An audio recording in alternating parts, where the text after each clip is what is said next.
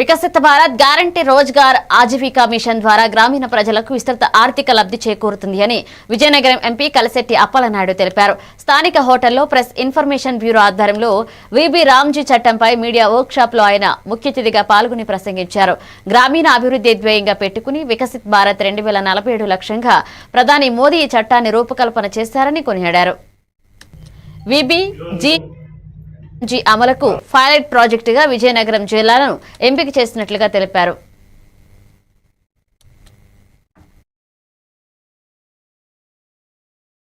దాదాపు 48 గంటలు సభ్యులతో చర్చించి ఇది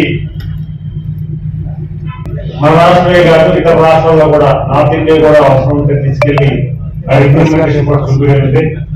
ఒక డెమో చేస్తే మనకు ఒక బాగుంటుందన్న ఆలోచన.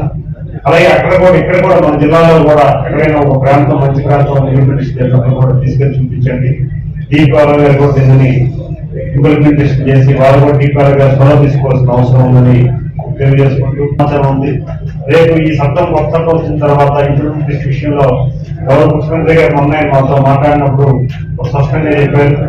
ఖచ్చితంగా ఇది మొదటి స్థానం రావాలనే ఆలోచన వారు ఉంది కనుక అధికార యంత్రాంగం అందరూ కూడా దీనిపై ప్రత్యేక దృష్టి సారించి దీన్ని తీసుకెళ్లాలని తెలియజేసుకుంటూ ఈ కార్యక్రమాన్ని విజయనగరంలో ఏర్పాటు చేసి రాష్ట్రంలో మొదటి ప్లేస్ లో విజయనగరం రావడానికి మా వంతు మా జనరేషన్ వంతు మాటిస్తూ ఖచ్చితంగా ఇది ఇంప్లిమెంటేషన్ చేస్తూ తెలియజేసుకుంటూ థ్యాంక్ యూ.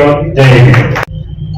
ఈరోజు భారత ప్రధాని గారు నరేంద్ర మోదీ గారు మన సెషన్స్ లో ఈ ప్రోగ్రాం సంబంధించి సుదీర్ఘంగా దాదాపు 48 గంటలు సభ్యులతో